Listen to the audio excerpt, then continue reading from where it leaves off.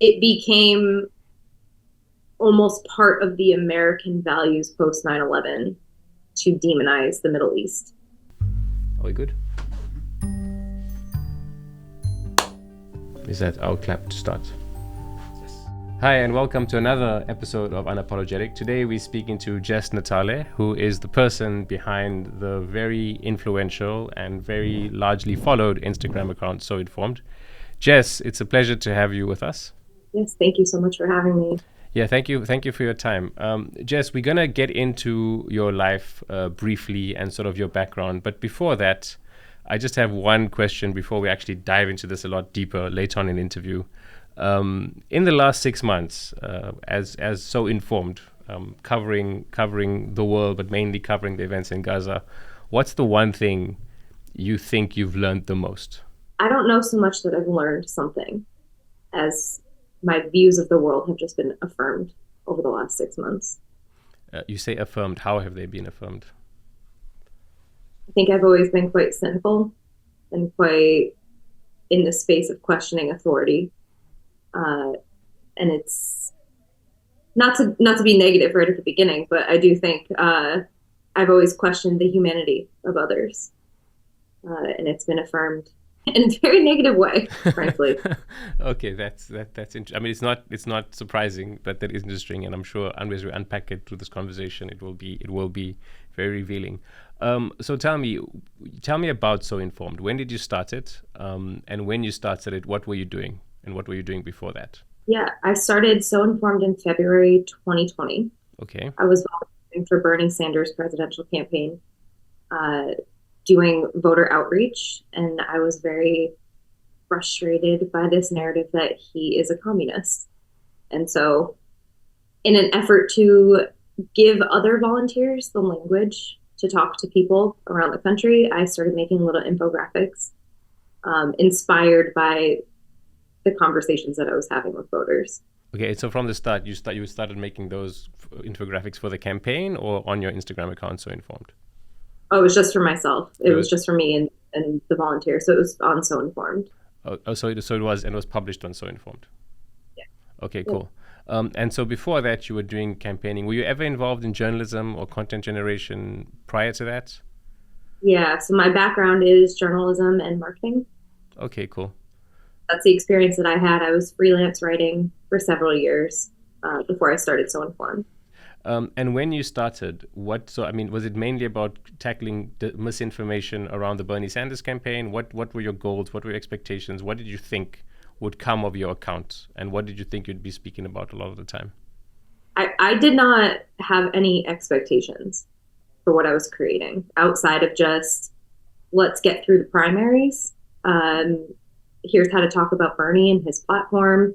I jotted down many of his policy plans to kind of like dig through those so people could talk about those more freely.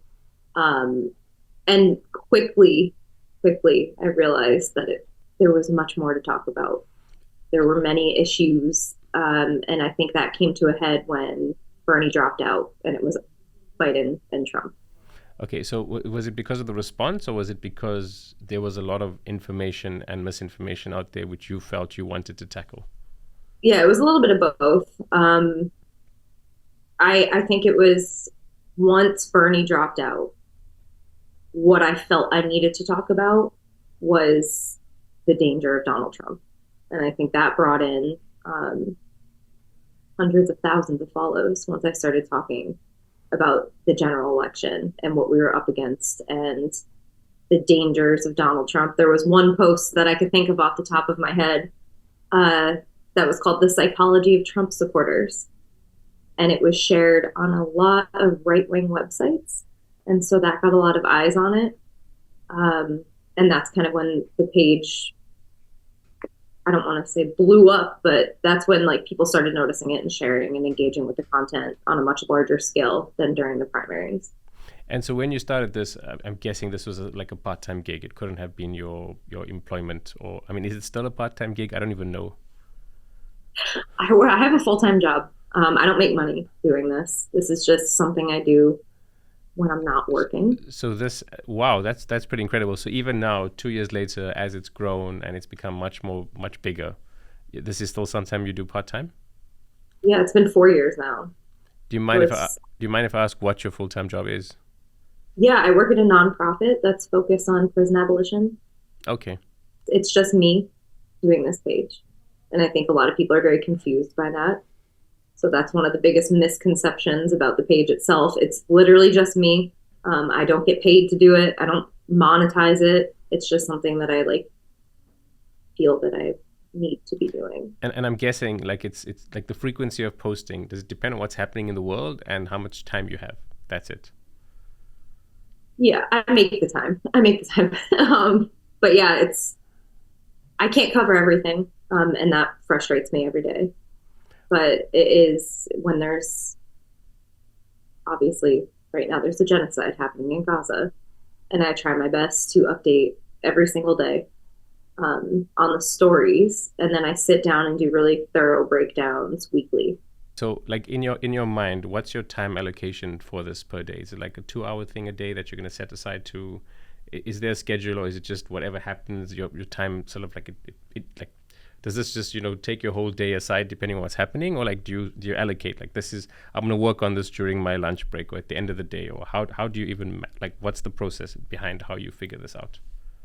It's a good question. I don't know. It's been so many years now that I think it's just like part of my everyday, and I'm able to manage my time around work. And I know my work, my paid job, and then as things come up throughout the day, I always have that open, and I'm always ready to post.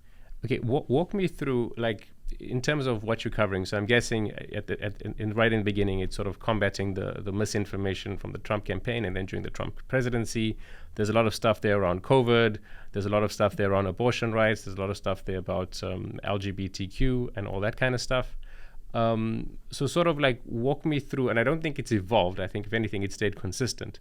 But walk me through sort of, I'm assuming in 2020, 2021, 2022, just who you would think your allies in the media space were, and if that's changed and how that's changed, and was it surprising for you that it's changed? Mainstream media, I don't think there's ever been an ally in the fight that I'm trying to fight, or the many fights that I'm trying to fight. I don't think there's ever been an ally. I'm a big fan of Democracy Now! I think they do great work. But in terms of mainstream media, no, there's never been an ally. I think I was aggressively unsurprised by the way that they've been approaching the genocide in Gaza. Obviously, I do rely on Al Jazeera to get news. Like if I'm streaming news, I don't have cable. I don't know anyone my age who has cable, but I do stream my news on Al Jazeera to keep up with it, because I was watching CNN, and it was like my blood pressure was rising every second that I had that on. So I mean, but is that distinctly your blood pressure was rising since October 7th, or was it like preceding that? well, since October 7th, definitely. But I think that even like their election coverage on CNN, I've never been a fan of MSNBC. Uh, so, and obviously not Fox News, obviously not. Why not MSNBC? Because you would, I mean, I would assume, maybe not now, but initially you would be sort of MSNBC. This is an interesting area for me, and this is something I discuss offline a lot. I do feel like I started this page and I started posting and I started reaching a lot of people, taking a very cautious approach to things. Like, obviously, anybody could look at what I've done and say, this is a progressive person who's running this. Absolutely. I am not liberal, I think is a good way to put this. But I do feel like I created a box and kind of existed in that box for so long that wasn't really reflecting the full scope of my views. So I'm much more left than MSNBC.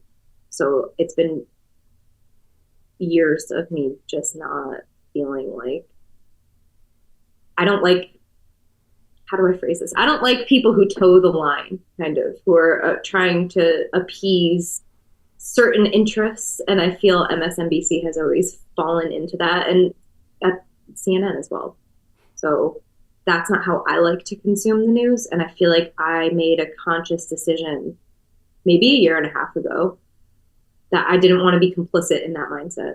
And so I started being more vocal about the things I believe and the way that I am offline, in the Okay. way that I approach how I Okay, share news. so just to understand correctly, so it seems like so it's been about 3.5 years, maybe actually 4 years since the account's been live, and so for like the first half of that journey, or just over the first 2.5, it was very much.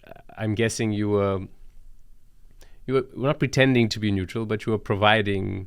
You were probably trying to be objective and accurate and focusing on neutrality because the information spoke for itself to a large degree. Yeah. Is that sort of the thinking? The thinking was, I'm gonna give you the information, always including sources, because that was like very important to Yep. me at the beginning. When I started the So page, there was not much online that was similar to what I was doing. And I kind of wanted to stand out amongst what did exist by giving people the sources of the information I was sharing. So that was important to me from the first post I ever did. Um, but it was very much, here's the facts, but at the same time, like, I was never going to be promoting something that I didn't believe in myself, if that Absolutely. makes sense. It does totally make sense. And then what made you sort of decide that you're going to start becoming a lot more overt about having your work aligned to your identity? Um, I'm losing my timeline now. So May 2021, when everything was happening in the West Bank.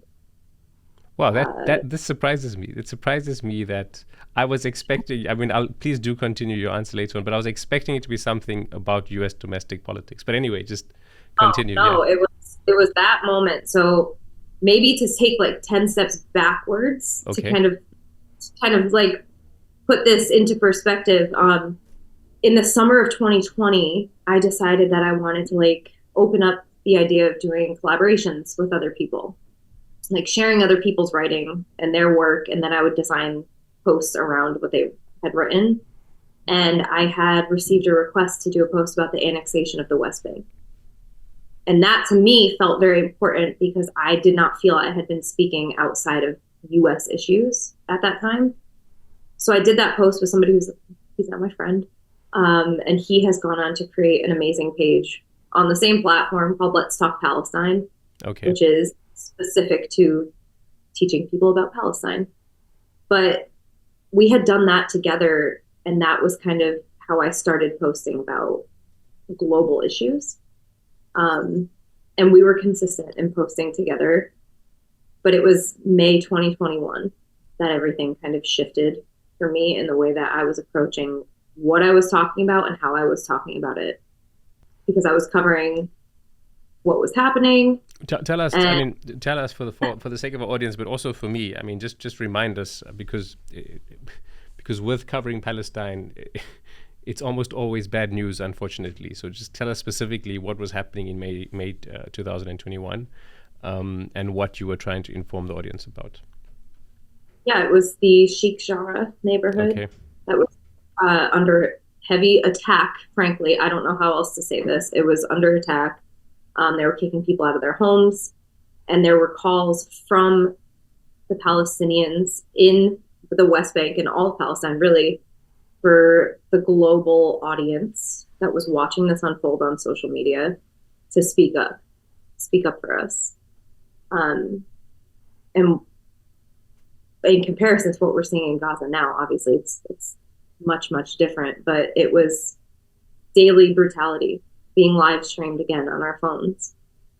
And I made a post that was posted on the Nakba Day on May 15th, 2021.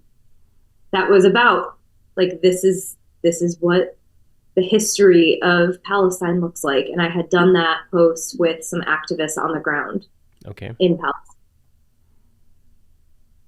The response that I got to that, which The response on your platform, So.Informed. Yep. the response I got to that, I don't think I was prepared for, frankly, because I had been posting weekly about Palestine, weekly. and world news roundups for like a year at that point. I was not prepared for the response and the death threats and the doxing and just the hatred that I received for posting that. And I had to sit with it. I had to pay a service to remove my information from the internet. That's how bad it got. Wow. But I had to sit with that and kind of say, I'm not going to be afraid of people for posting things that are based in truth, that are completely accurate, but they just don't like it. So I feel like that was the turning point for me. And then I doubled down. I doubled down and I started pumping out posts. Here's how you can help Palestinians right now. That post went viral. I had celebrities reposting that. And so it shifted for me at that point. Okay. And I feel like that's...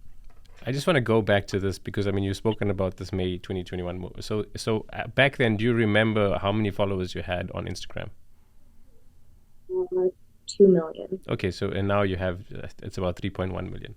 And you mentioned that it was about for about a year before that you were kind of speaking about Palestine on a weekly basis, but the information was couched in information and news and sourcing. What do you think was so different about this that just made people get so upset? Because the language was unapologetic. I wasn't. So you weren't just giving information and statistics. You were rallying for something, or was it just that the information was so damning it seemed like you were rallying for something? A mix of both. Okay. Walk me back, as I mean, it seems like growing up, when were you sort of enlightened or conscientized about what's happening in Palestine, and sort of what sort of drove your intrigue to want to have an interest in this part of the world? Specifically about Palestine. I mean, it doesn't necessarily have to be about Palestine. It could be Iraq war related. It could be 9/11 related. There's so many things that kind of, just sort of what drove all of that. Just as you know, try to just think about the genesis of these thoughts, even if they don't start in Palestine. They may start in Palestine. I'm not sure. Maybe they start in Brooklyn. I have no idea. But just if you can, yep. Yeah. When the U.S. invaded Iraq, the day they invaded Iraq, I was 10. And I grew up with my father is the antithesis of, he's just anti-me. Everything that I stand for, he's the opposite. And the day that the U.S. invaded Iraq, he decided to put my brother and me, my younger brother, in his truck and drive down to the gas station. I grew up in a small town, so just for that context, he drove down to the gas station, and the man who worked there was of Middle Eastern descent. And he drove down there and was doing donuts in the parking lot and screaming out the window, basically terrorizing this man, blaring Toby Keith, courtesy of the red, white, and blue. That for me was the moment where I didn't know at 10 what was happening in the world. I didn't know. But I knew if this is the way that my father was reacting, that it was wrong. And I knew what he was doing was wrong. And my whole life up until the last couple of years where I really understood that situation, that moment of my life, I felt complicit in like a hate crime my whole life. I was 10. I was in the back seat. How old was your brother at the time? He was 8. Okay, so he's younger than you. Yeah. And I see parallels now for that moment of feeling complicit in something I don't want to be complicit in. I don't want to be there. Knowing it was wrong and trying to comfort my brother at the same time. And I feel that in everything I do now. How did you find the resolve as a 10-year-old kid to find that moral higher ground, but then also just kind of stick with it for the rest of your life? I think the moral high ground, I didn't recognize it at the time, right? As a 10-year-old, just knowing what was wrong, what felt wrong to me, and just sticking with that as I grew up. Um, and to be totally transparent, I have like gone through this in therapy. That moment of my life was pivotal for me. I can still see the face of the man that was working in the gas station, like looking at me. I can still see it. And this was 20 years ago. It stuck with me my whole life. And I never wanted somebody to look at me like that again. That's how I knew it was wrong. I could see the pain that it was causing somebody else. And I've worked my whole life from that point, wanting to help people who feel that way and wanting to like stick up for people who feel that way or like look that hurt. Yeah, I don't know how I stuck with it, but I think that's fueled everything that I have done in my life, has been that knowing that feeling of like complicity and horror and sickness that I felt, never wanting to feel that again. Thanks. I mean, that's very that's very noble psychology. Yeah, yeah. Um, and I didn't mention this earlier, but this is definitely part of the question that you asked. I only became aware of Palestine through Tumblr, and that's definitely like showing my age and my generation. But on Tumblr, I read about Rachel Corrie. Okay, so this goes back to like 2003 or 2005, I think.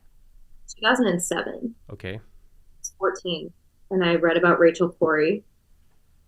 It was like a art piece of her with her story, and I was like, oh my god, like just horrified by what I had read.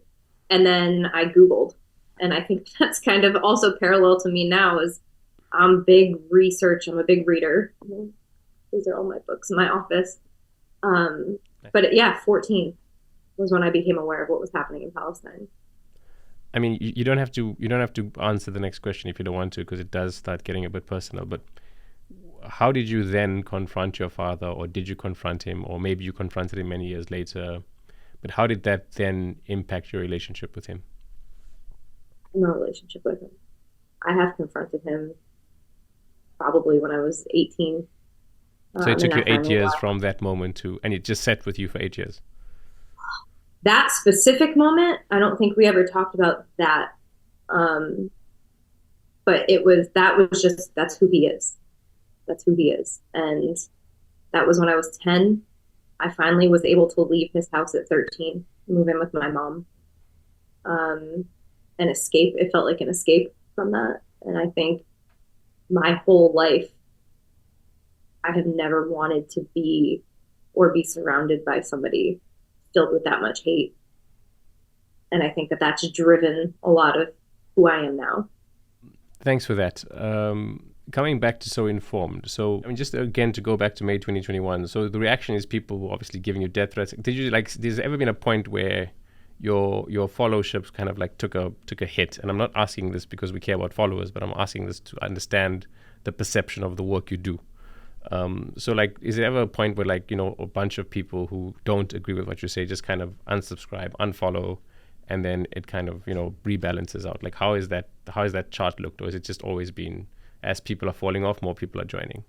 I haven't, to be honest, and this might be also unbelievable the amount of people that follow the page, I have had to make that a non-reality for myself, because I never expected more than maybe 50 people to be following.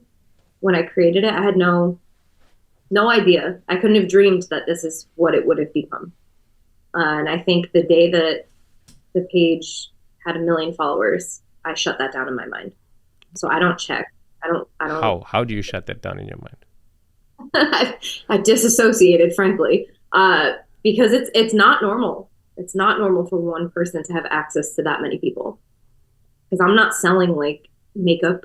I'm not doing the normal influencer thing where people are trying to get people to buy something or they're trying to monetize themselves. I just want people to be more informed. And I think it's such a weird space to be in, that not many people are in that space singularly. a lot of the similar pages have teams, and it's just me. So I had to shut that down.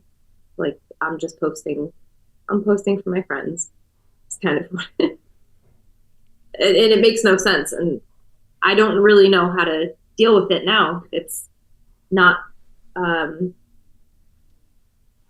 don't know. I think speaking about it to people who don't know is also very odd, because I don't know how to explain it. It's like an out of body experience to focus on. I have that reach and I want to just do good with it. So I have to focus less on how many people are going to see something and more of like the value of the content that I'm putting out. You've spoken about you not being entirely surprised or shocked by the reaction to October 7th and the reaction, Israel's action since then.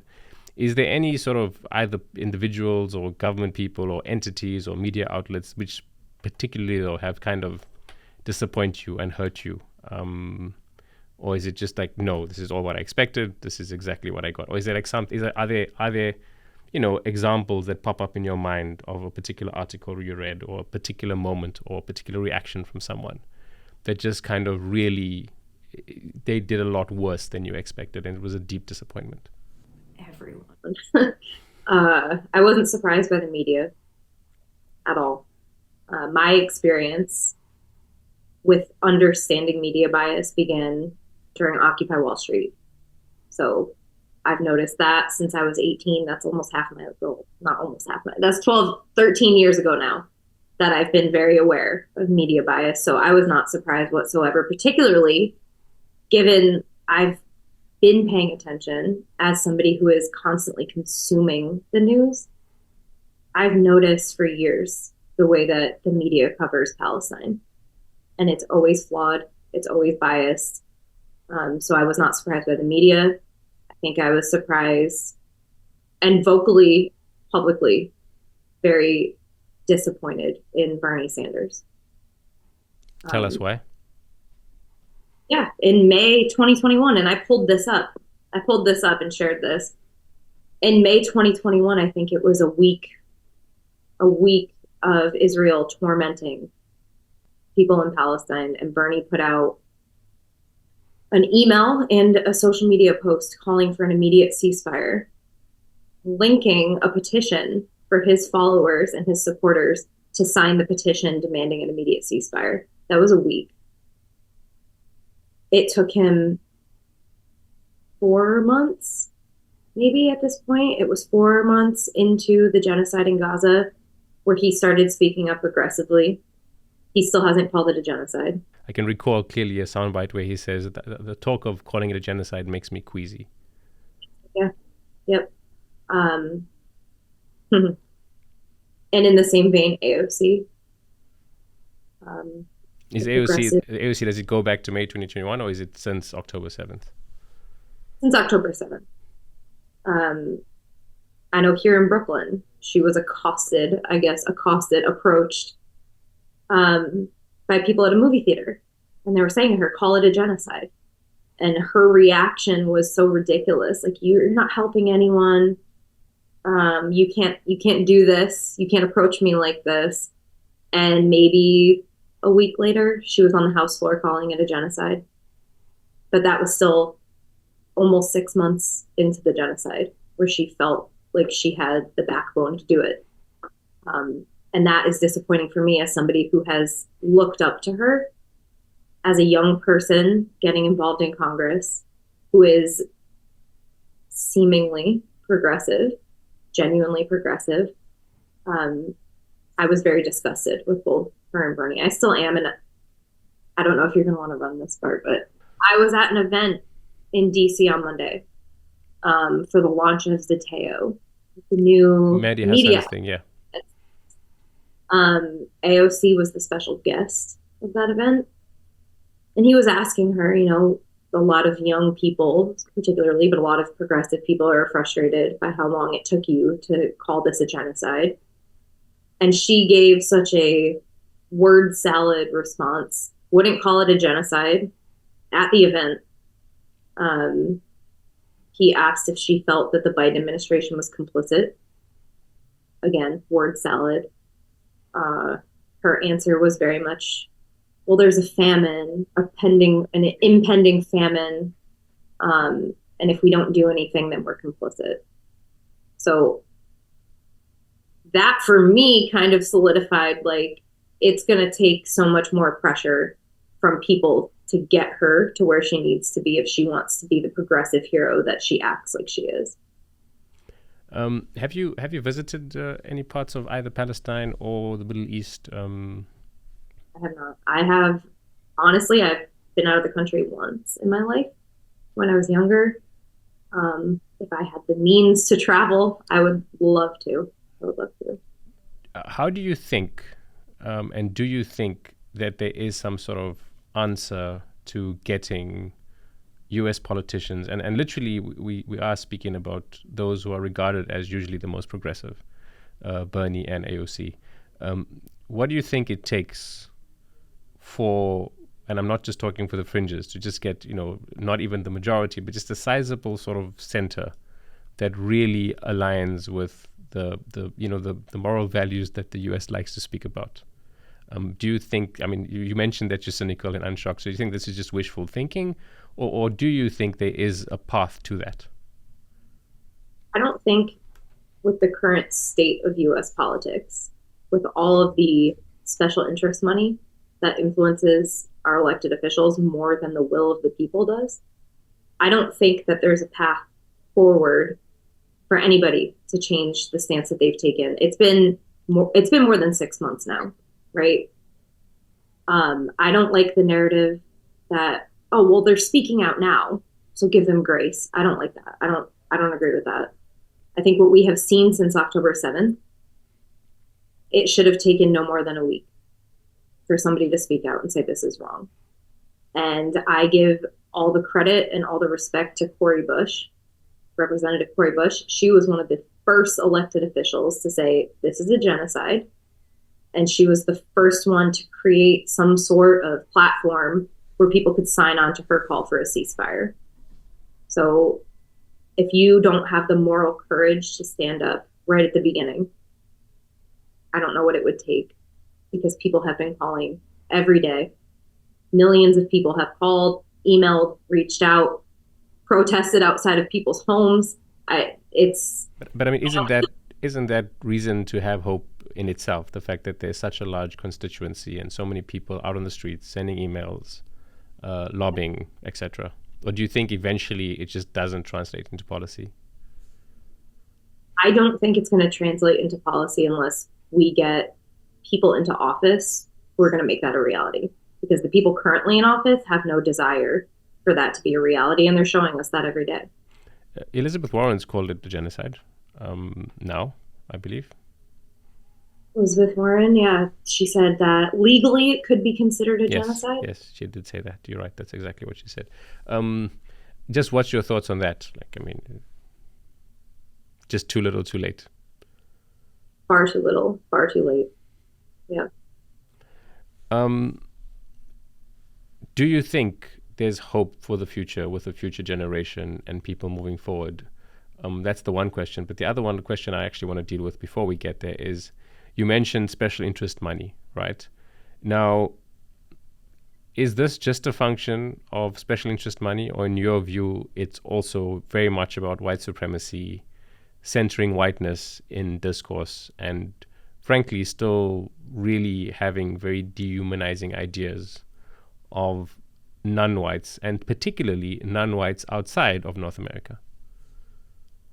It's both, and I think it's driven ultimately by white supremacy ideology. That's the bedrock of this country. It is. This country was founded on a genocide, and nothing has changed. I think particularly the federal government in the United States, yes, it is special interest money. It is people bought and paid for. It is people like John Fetterman, for example, who ran. I was working with his campaign to uplift his campaign on the So page. He was touting himself as the progressive hero from Pennsylvania, the labor guy, the progressive guy, and now he's one of the most genocidal maniacs in Congress. And all it took was $220,000 from AIPAC to sway him.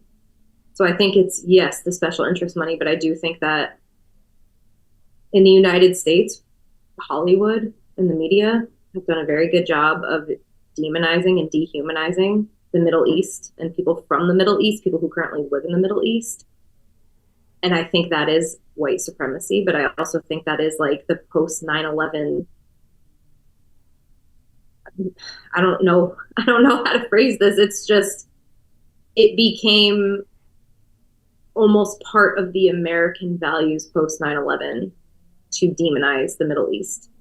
And I think that's shown in policy. I think that's shown in the way that our politicians speak about the Middle East, almost as if there's no human value. And I think that's shown obviously in the general public and the people I grew up around. What do you think America will be like in the year 2040? And what do you hope it will be like? I think if young people stay engaged and if young people stay angry, that is what's going to make the change. Because young people, and I'm saying this like I'm 30, so younger people younger than my generation, they're going to be the change. I think millennials are slowly getting into office. AOC, Maxwell Frost. But I think the younger generation, if they stay engaged, if they stay angry, if they get involved, if they work to dismantle the systems that they do not believe in, that don't serve the people of this country or the world, I think 2040 will be a much better time. But that requires anger. It requires anger, and it requires people to stay informed about what's happening. Because if they check out and they decide it's too much, then we're stuck in the status quo. I mean, there's an election coming up this year, and it's everything is a wild recipe of disaster. Iran's actions over the weekend, while many will say it's justified based on the fact that Israel obviously bombed their embassy, has made a regional war a potential, and that will play out in the US election campaign. It may endanger Palestinian life, which is already gravely endangered, some more. I mean, there's an argument to be made that it may not, right? So that's, who knows.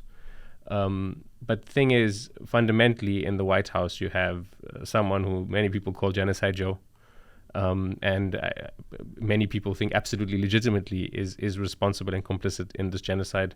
And on the other hand, you have Donald Trump, who kind of, launched you into starting your So.Informed campaign page, because that's, the disaster that he's capable of. What do young American voters do who have your values and care about morality and building a more moral and understanding United States? Good question. I have not taken a stance publicly on the upcoming presidential election because I know what's at stake. I'm not stupid. I'm very keyed into politics. I've been involved in a lot of campaigns. I was on the influencer list for the Biden administration's White House. I know what goes on. And I know what's at stake. I know what's at stake domestically and internationally. I won't be voting for Joe Biden. I can't do it. I'm not going to vote for Donald Trump, but I can't vote for Joe Biden. And I know that is... There's Cornel West, so... There's Cornel West. And I did see him speak with Norman Finkelstein, actually, at an event. And it was great. There's also Claudia and Karina who are running on a socialist platform, which is fantastic. But I think young people feel that way. Young people are sick of being forced to choose between the lesser of two evils. And I know that's been my experience since I started. Well, my first election was voting for Obama's second term. That didn't feel at the time like the lesser of two evils, but certainly when it was Hillary and Trump, that was horrible.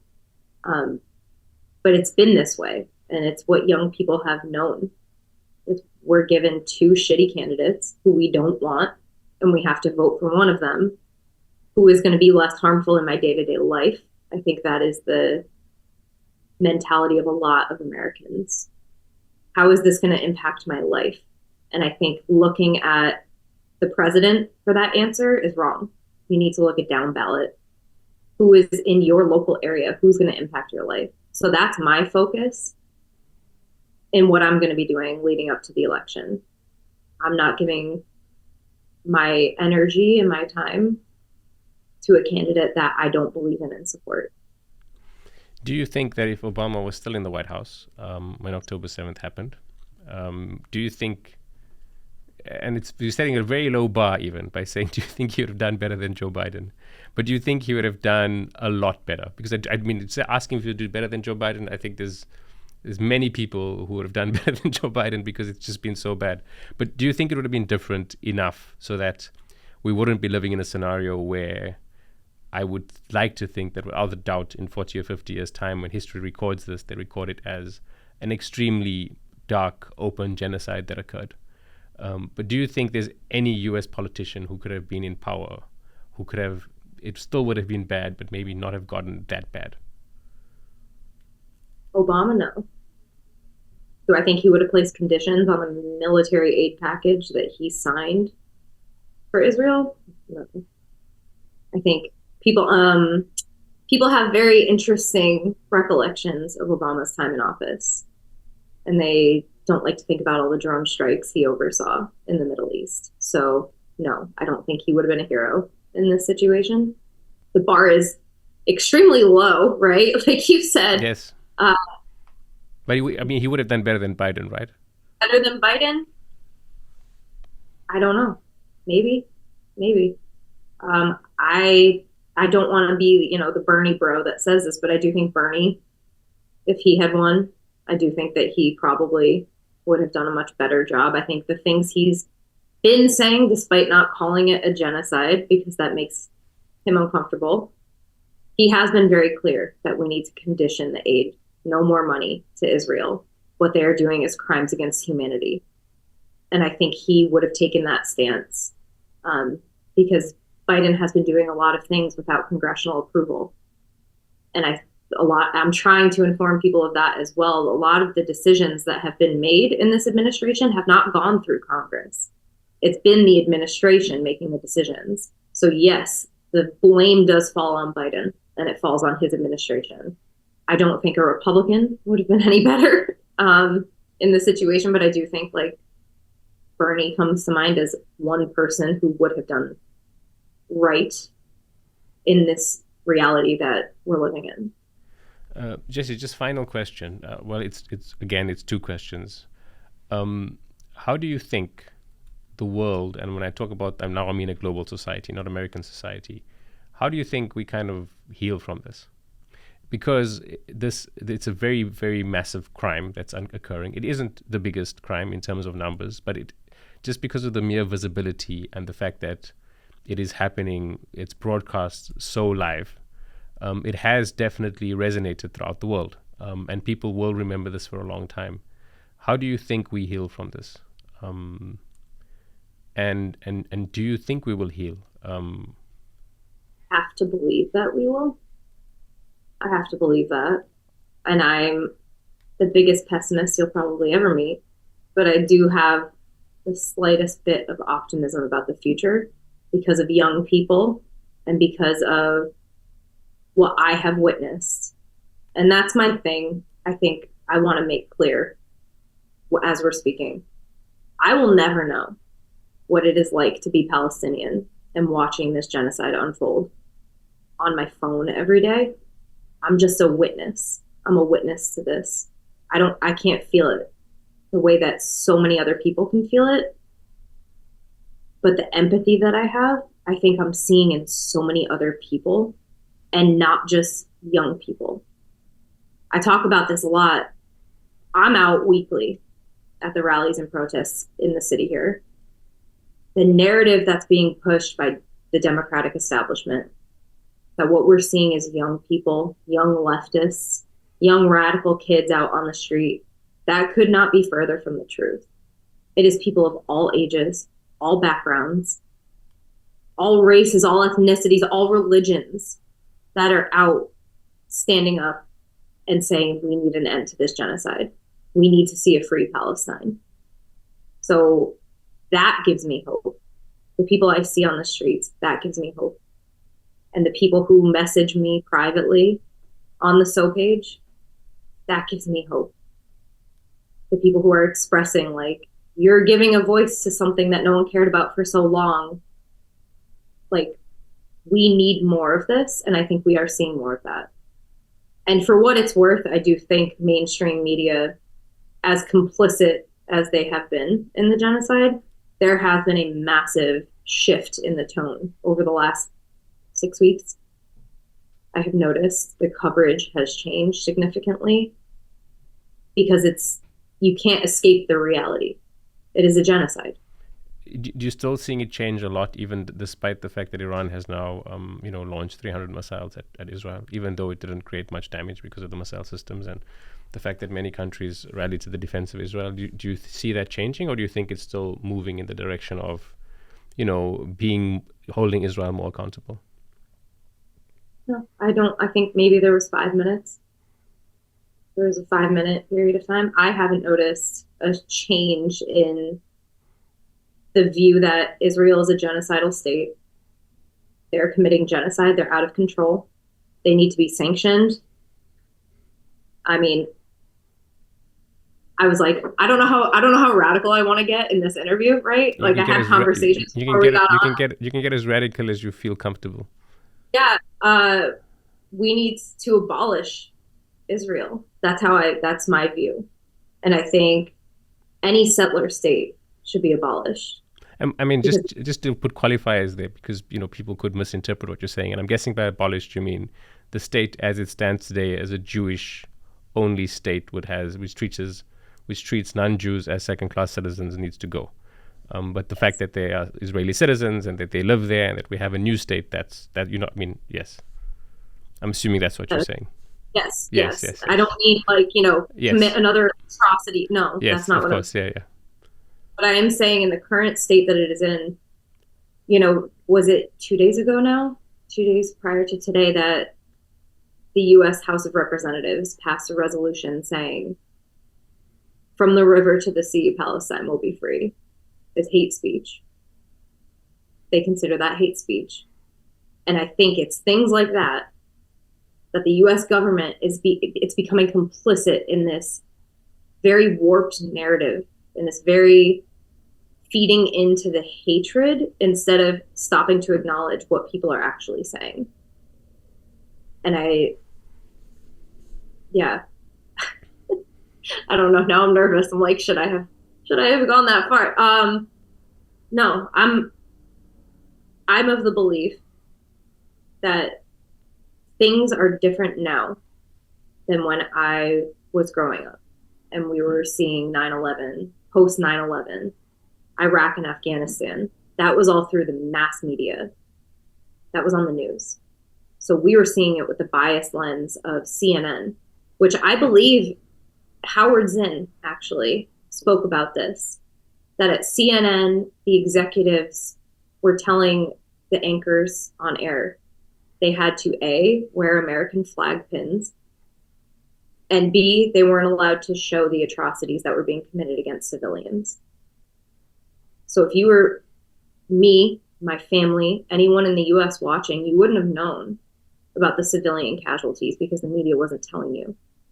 And now we're in a position where social media has given those people on the ground the ability to show you exactly what is happening. And I think that is the change. And I think that is why there is sympathy and empathy and humanity in what we're seeing, the response globally.